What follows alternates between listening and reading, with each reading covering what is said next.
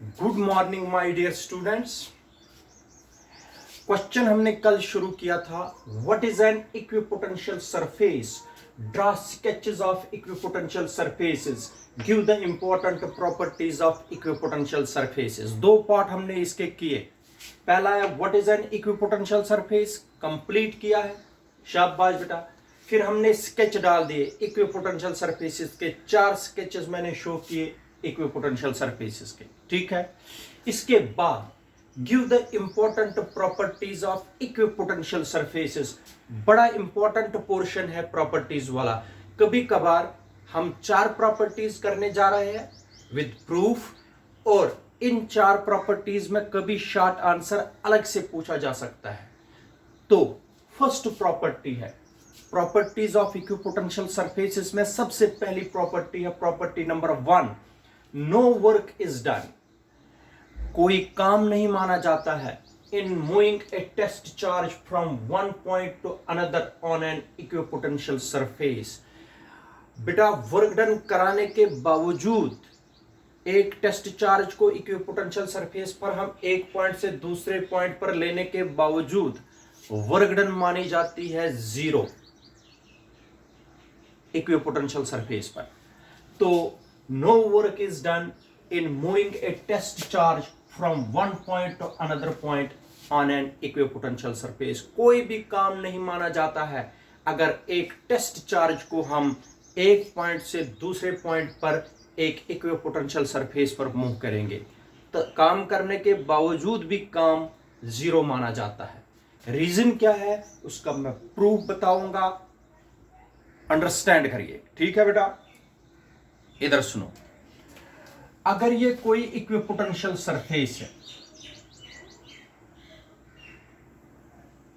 ठीक है बेटा, let us consider this is an equipotential surface and मैंने 2 पॉइंट्स इस इक्विपोटेंशियल सरफेस पर लिए, ए और बी, ठीक है बेटा। तो मान लीजिए यहां पर VA है potential at A is VA and potential at B is VB, ठीक है बेटा, क्लियर। नाउ एक टेस्ट चार्ज को हम मान लीजिए Q0 है test charge. Let us take a test charge Q0 and place it at A on an equipotential surface. ये सरफेस कौन सी हमने ली है बेटा, इक्विपोटेंशियल सरफेस, ठीक है बेटा, इक्विपोटेंशियल सरफेस। प्रूफ बता रहा हूं, मैंने एक इक्विपोटेंशियल सरफेस ली, इस इक्विपोटेंशियल सरफेस पर 2 पॉइंट्स ले लिए ए और बी।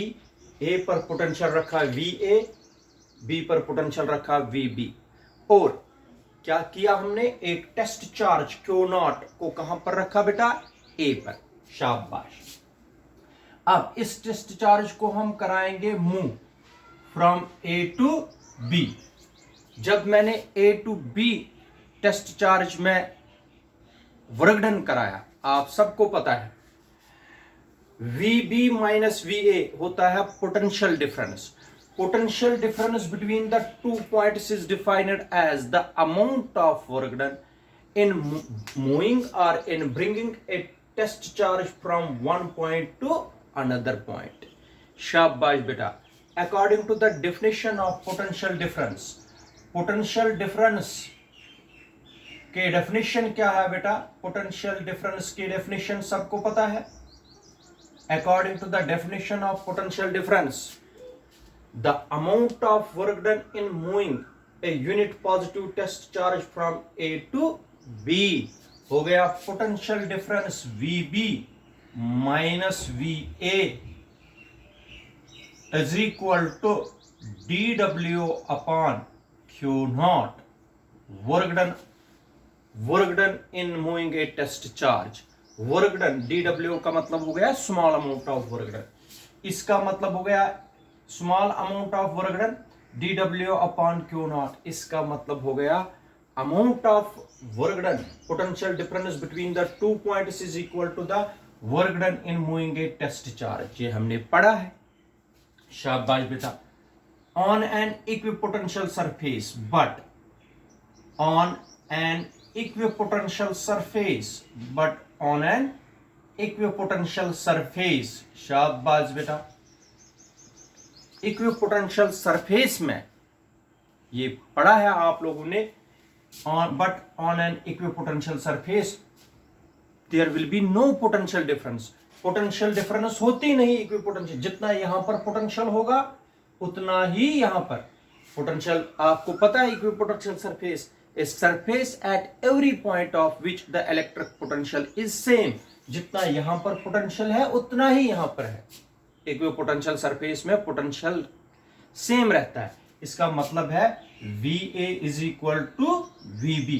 VA का मतलब हो गया potential at A is equal to potential at B. VA किसके बराबर है? VB. तो ये क्या बन गया? VB minus VB. VA के बजाय क्या लिखा मैंने? VB is equal to DW upon Q0. VB minus VB कितना होता है बेटा? 0. 0 is equal to DW upon Q0. Q0 को किसके साथ मल्टीप्लाई होगा? 0 के साथ बेटा. DW is equal to 0. Work done कितनी आई बेटा? वर्गडन कितनी आई? 0. इसका मतलब हो गया वर्गडन in moving the test charge from point A to point B on an equipotential surface is 0. याद रखना. इसलिए hence no work is done in moving a test charge from one point to another point on an equipotential surface. काम करने के बावजूद भी equipotential surface पर काम 0 माना जाता है. No work is done in moving a test charge from one point to another point on an equipotential surface. Work done कितनी निकाली हमने? 0. ये आ गया बेटा प्रॉपर्टी नंबर फर्स्ट का प्रूफ. ठीक है बेटा, this is property number first. Clear? Now we are going to start the property number second. Property number second करेंगे बेटा. Now property number second. ठीक है बेटा, आपको मैंने बता के रखा है जब भी हम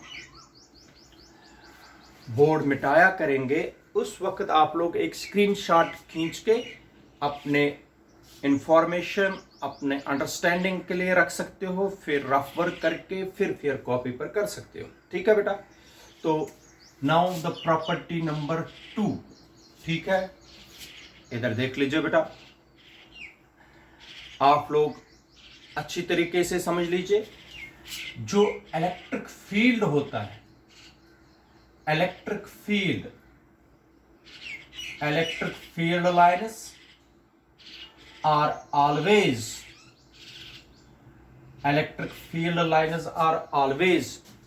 perpendicular to the equipotential surfaces.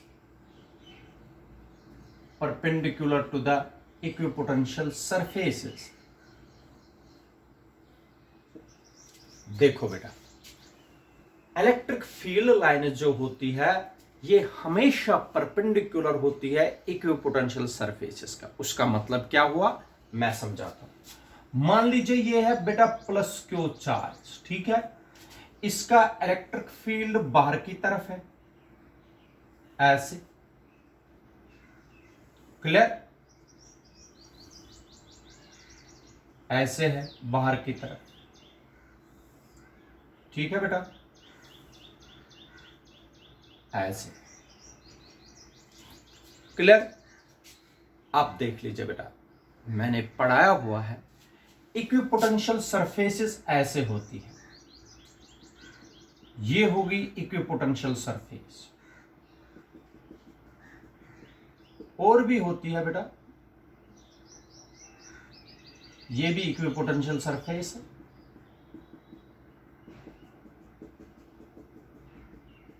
ठीक है, हम इधर देखो. जो इलेक्ट्रिक फील्ड लाइन्स है ये होगी electric field lines. Electric field lines क्या करती है? ये हमेशा इलेक्ट्रिक फील्ड लाइन्स क्या करती है? हमेशा इक्विपोटेंशियल सरफेस के साथ 90 डिग्री का एंगल बनाती है। यहां पर बनाएगी 90 डिग्री का एंगल, यहां पर बनाएगी 90 डिग्री का एंगल, यहां पर इलेक्ट्रिक फील्ड लाइन्स हमेशा, ये तो इलेक्ट्रिक फील्ड लाइन है ऐसे, ये हमेशा इक्विपोटेंशियल सरफेस को क्या बनाती है बेटा, क्या बनाती है, 90 डिग्री का एंगल। अगर ये इलेक्ट्रिक फील्ड लाइन है, इस डिस्टेंस को मैंने dl वेक्टर लिया, कितना लिया बेटा, dl, ये वाली डिस्टेंस, ये डिस्टेंस कितनी ली मैंने, dl वेक्टर, ये है इलेक्ट्रिक फील्ड। हमें दिखाना है E वेक्टर डॉट E और dl के बीच में कितना एंगल बनना चाहिए, 90 डिग्री। ये जो थीटा है यहां पर, थीटा हमें निकालना है कितना, 90 डिग्री निकलना चाहिए। इसका मतलब है इलेक्ट्रिक फील्ड लाइन जो है बेटा, हमेशा कितना एंगल बनाना चाहिए, 90 डिग्री का एंगल, किसके साथ, इक्विपोटेंशियल सरफेस के साथ, small element of equipotential surface के साथ। इसका मतलब हो गया, we have to prove electric field हमेशा परपेंडिकुलर रहना चाहिए small element of equipotential surface. E हमें परपेंडिकुलर दिखाना है dl को, ठीक है। इलेक्ट्रिक फील्ड जहां पर भी दिखाओगे परपेंडिकुलर दिखाना है इक्विपोटेंशियल सरफेस को, क्लियर, ठीक है बेटा। अब प्रूफ आएगा इसका, देख लीजिए प्रूफ। हमें ऑलरेडी पढ़ा है, वी नो दैट, ये हमने पोटेंशियल डिफरेंस में पढ़ा है, E vector dot dl vector होता है बराबर dw अपान, शाबाश, क्यू नॉट। इसको इंटीग्रेशन भी कर सकते हैं बेटा, इंटीग्रेशन ऐसे dw की इंटीग्रेशन आएगी w अपान क्यू नॉट, वो तो आप लोगों ने पढ़ा है, मैंने dw रखा यहां पर, क्लियर। तो अगर आप लोग इसको इंटीग्रेशन करोगे दोनों साइडों से, इंटीग्रेशन करके वही बनेगा, इधर देख लीजिए, ओवर द क्लोज्ड, ये बनेगा E dot dl is equal to integration of dw upon Q naught. dw upon Q naught की इंटीग्रेशन है बेटा, d1 अपॉन क्यू नॉट को बाहर निकालेंगे, dw की इंटीग्रेशन करेंगे, हो गया w अपॉन क्यू नॉट। इसका मतलब हो गया, अगर इंटीग्रेशन के बिना रखेंगे, अगर इंटीग्रेशन के बिना रखेंगे तो E डॉट dl है बेटा बराबर w अपॉन क्यू नॉट। अगर इंटीग्रेशन के बिना रखेंगे तो ये आएगा, इंटीग्रेशन जब रिमूव करूंगा तो ये वाली आएगी, इंटीग्रेशन जब रखूंगा तो ऐसे रखेंगे, ठीक, क्लियर। आप, मैंने आप लोगों को बताया ये जो रिलेशन है E vector dot dl, E vector तो इलेक्ट्रिक फील्ड लाइन है, dl है small element of equipotential surface, छोटा सा एलिमेंट इक्विपोटेंशियल सरफेस। यहां आप लोगों को पता है, अगर ये सर्कल होता है, ये है इसका रेडियस, ये जो रेडियस वेक्टर होता है, ये रेडियस है, ये स्मॉल आर्क को क्या रहता है हमेशा, परपेंडिकुलर। इसी तरीके से ये भी है, इलेक्ट्रिक फील्ड हमेशा small element of equipotential surface को क्या रहेगा, परपेंडिकुलर। ये प्रूव करना है, प्रूफ दे रहा हूं बेटा। We know that E vector dot dl is equal to, शाबाश, dw upon Q naught. But from property first,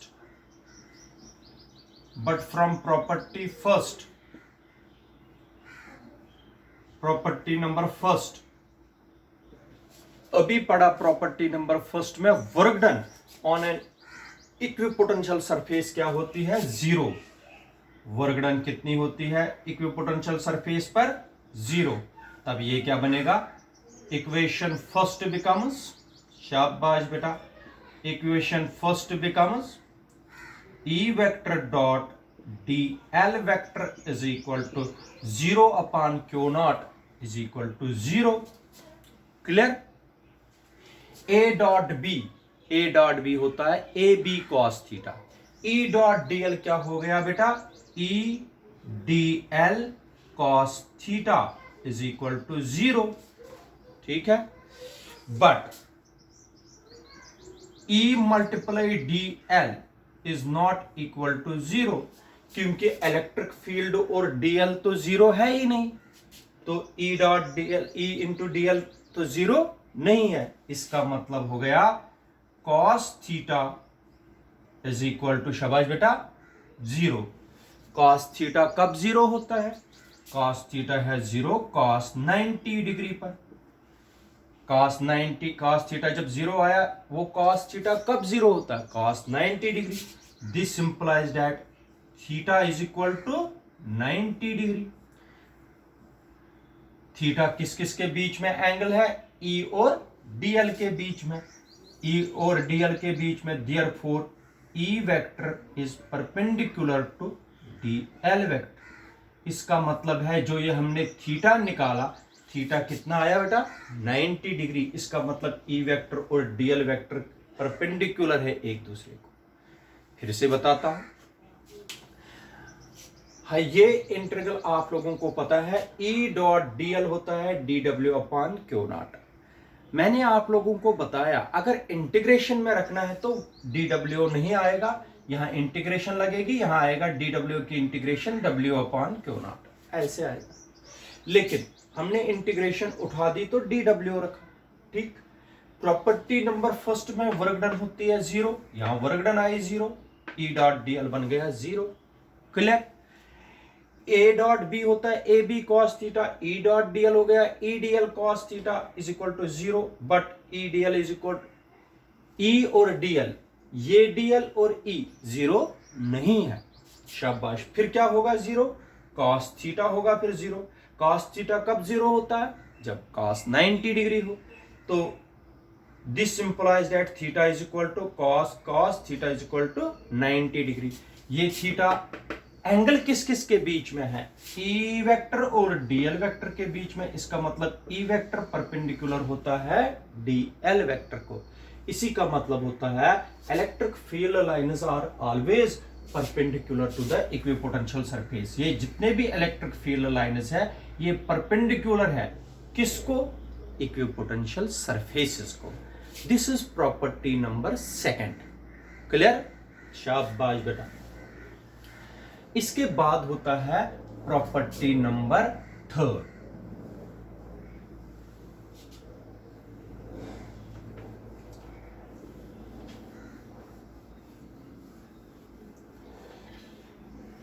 property number 3 है बेटा, close equipotential surfaces. Third property है बेटा, close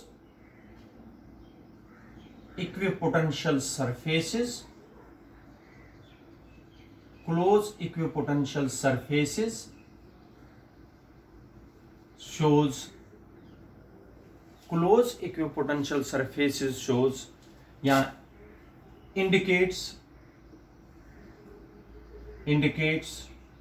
strong electric field, strong electric field and wider equipotential surfaces, wider equipotential surfaces shows या indicates weak electric field।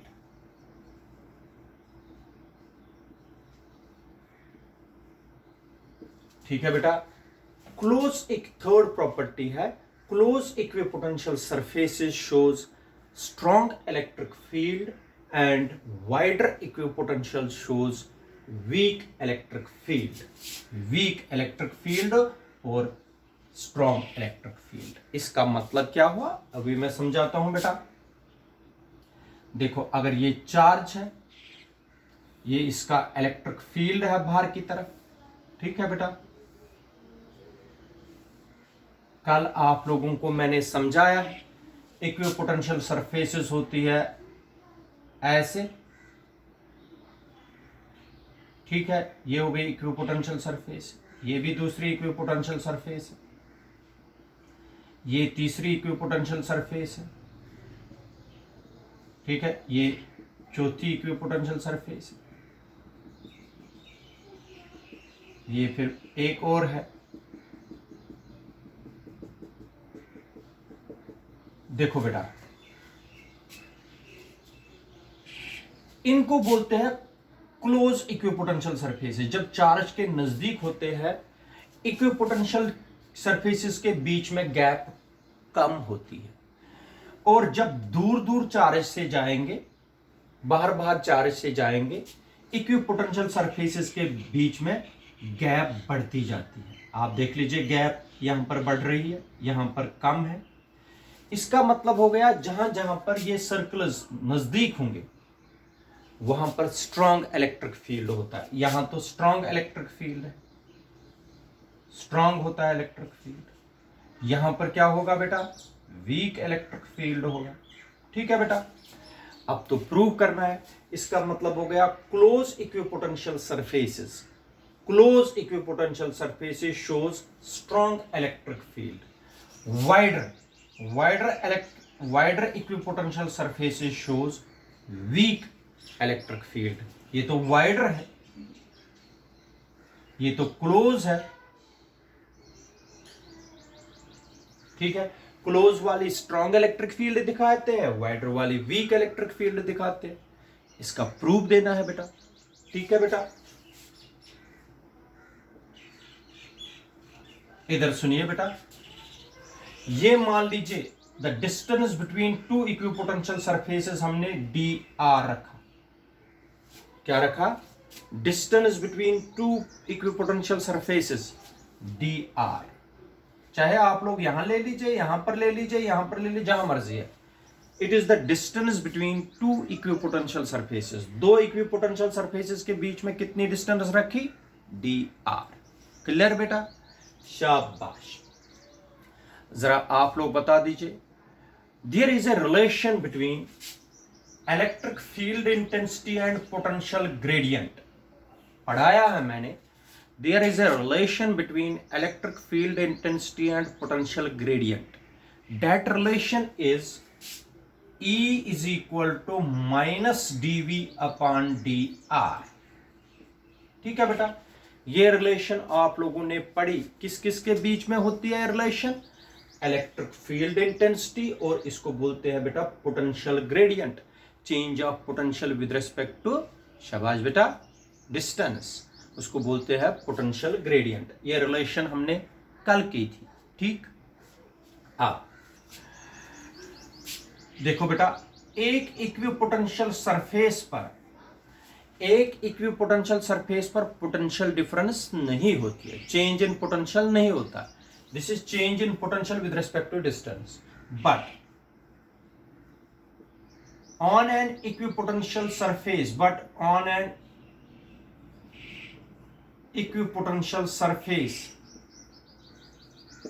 There is no change of potential difference. DV तो change in potential difference है। एक surface पर potential difference change ही नहीं होती है equipotential surface पर, इसलिए डीवी क्या है बेटा? कांस्टेंट। इक्विपोटेंशियल सरफेस पर पोटेंशियल डिफरेंस, पोटेंशियल चेंज नहीं होती है, पोटेंशियल तो कांस्टेंट रहती है। Clear my dear? डीवी कितना रहता है? कांस्टेंट। किस पर बेटा? इक्विपोटेंशियल सरफेस पर। ठीक है, अगर इक्विपोटेंशियल सरफेस पर पोटेंशियल डिफरेंस ही नहीं है, पोटेंशियल कांस्टेंट है, तो E क्या बनेगा? Therefore E is equal to constant upon D R, constant upon D R. Clear? Constant upon D R का मतलब हो गया बेटा E is inversely proportional to D R. Constant constant को प्रोपोर्शनैलिटी में डाल दिया तो कांस्टेंट रिमूव हो गया, इनवर्सली प्रोपोर्शनल आ गया डी आर। शाबाश बेटा, अब तो आसान है। डी आर है distance between two equipotential surface. अगर distance between two equipotential surfaces कम हो, इलेक्ट्रिक फील्ड ज्यादा होगा। अगर डिस्टेंस कम होगी, इलेक्ट्रिक फील्ड ज्यादा होगा। इधर देखो, द डिस्टेंस, यहां पर distance between two equipotential surfaces कम है, इलेक्ट्रिक फील्ड ज्यादा है, इसका मतलब हो गया इलेक्ट्रिक फील्ड स्ट्रांग है।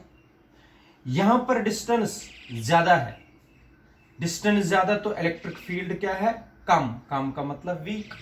ये प्रूफ है बेटा, क्लियर करो, कोई डाउट नहीं रहना चाहिए।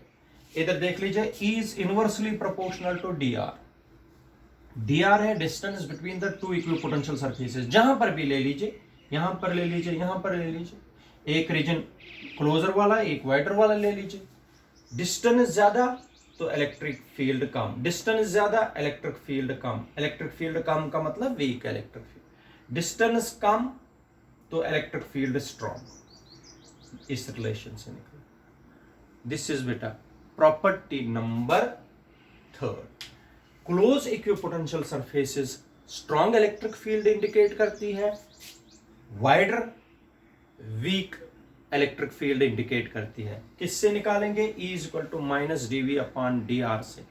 तो dV जो है change in potential, equipotential surface पर पोटेंशियल चेंज ही नहीं होता है, पोटेंशियल तो सेम रहता है, इसलिए dV क्या है, कांस्टेंट। E क्या है बेटा फिर, constant upon dr, E is inversely proportional to dr। Distance ज्यादा इलेक्ट्रिक फील्ड कम, डिस्टेंस कम इलेक्ट्रिक फील्ड ज्यादा। Clear, clear, okay. Now the property number 4,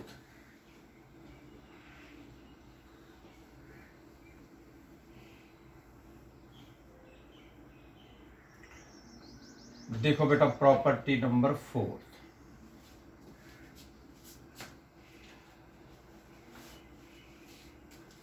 property number 4 है बेटा, no two equipotential surfaces, no two potential surfaces can intersect each other।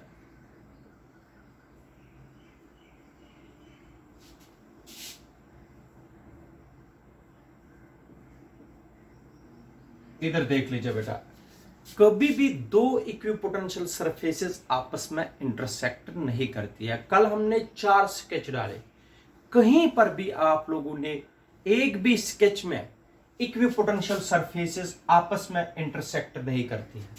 ये एक equipotential surface है, ये वाला सर्कल, ये दूसरी, ये तीसरी, ये चौथी, ये पांचवी।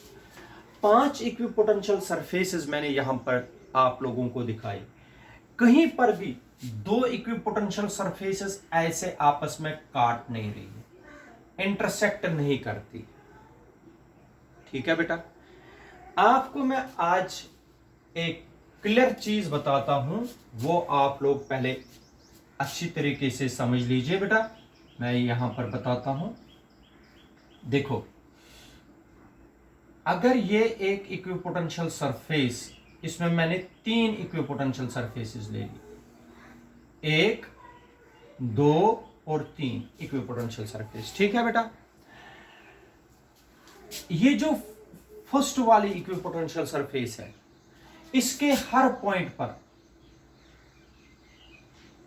इक्विपोटेंशियल सेम होता है, मगर इक्विपोटेंशियल सरफेस नंबर 1, अगर इस पर यहां पर है इक्विपोटेंशियल सरफेस पर पोटेंशियल सेम है, मान लीजिए 5 वोल्ट है, 5 वोल्ट हर जगह होगा इस पर। ठीक है, फिर है ये नंबर 2 इक्विपोटेंशियल सरफेस है, इस पर सेम होगा पोटेंशियल। देखो, अगर आप लोग इस पर 5 पॉइंट्स लोगे, 1 2 3 4 5, 5 पॉइंट्स लोगे, हर किसी पॉइंट पर मान लीजिए बेटा 2 वोल्ट है या 3 वोल्ट है यहां। ठीक है, तो हर किसी पॉइंट पर 3 वोल्ट होगा। क्लियर बेटा, मगर एक बात मेरी याद रखिए, दो इक्विपोटेंशियल सरफेसेस कभी भी आप लोग ऐसे इंटरसेक्ट करते हुए नहीं देखोगे, ठीक है। रीजन क्या है, what is the reason? No two equipotential surface, एक इक्विपोटेंशियल सरफेस ये मानी दूसरी, no two equipotential surfaces can intersect each other. दो इक्विपोटेंशियल सरफेसेस, ये दो सर्कल्स आपस में इंटरसेक्ट नहीं कर सकते। What is the reason? Because if two equipotential surfaces are intersecting each other at point P. Remember, my dear, अगर दो इक्विपोटेंशियल सरफेस एक पॉइंट पर इंटरसेक्ट कर रही है, मान लीजिए पॉइंट P पर इन्होंने इंटरसेक्ट किया, इस पॉइंट पर देखो, अगर ये इक्विपोटेंशियल सरफेस है, इस सरफेस पर मान लीजिए ये वाली सरफेस है, 5 वोल्ट है हर किसी पॉइंट पर, तो P पर भी 5 वोल्ट होगा, ठीक है बेटा।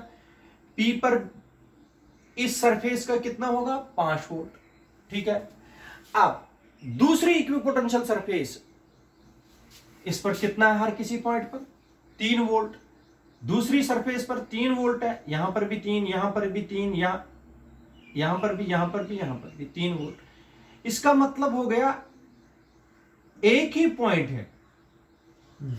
पॉइंट है जिस पर 5 वोल्ट भी आ रहा है, 3 वोल्ट भी आ रहा है। ऐसा क्या पॉसिबल है? एक पॉइंट पर दो पोटेंशियल तो हो ही नहीं सकते।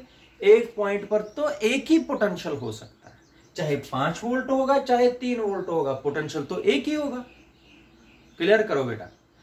अगर दो equipotential surfaces, if the two equipotential surfaces are intersecting each other at point P, then at the point of intersection there will be two values of electric potential, but at the same point electric potential के दो values आते हैं, but at the same, एक value तो इस equipotential surface का आएगा, एक वैल्यू तो इस इक्विपोटेंशियल सरफेस का आएगा। there will be two values of electric potential but at the same point, which is not possible. Hence no two equipotential surfaces can intersect each other. बेटा फिर से बता रहा हूं, अगर दो इक्विपोटेंशियल सरफेसेस इंटरसेक्ट करती है आपस में, जो पॉइंट ऑफ इंटरसेक्शन होगा वहां पर दो वैल्यूज आते हैं इलेक्ट्रिक पोटेंशियल के, मगर सेम ही पॉइंट पर, एक ही पॉइंट पर। एक पॉइंट पर तो एक ही वैल्यू आएगा, यहां पर एक पॉइंट पर दो वैल्यूज आ रहे हैं, जो कि पॉसिबल नहीं है। इसलिए कभी भी दो इक्विपोटेंशियल सरफेसेस आपस में इंटरसेक्ट नहीं कर सकती है। Clear my dear? तो this is property number 4, no two equipotential surfaces can intersect each other. Clear?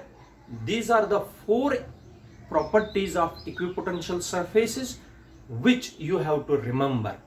Watch video carefully to understand these properties. Okay? Thank you. Have a good day.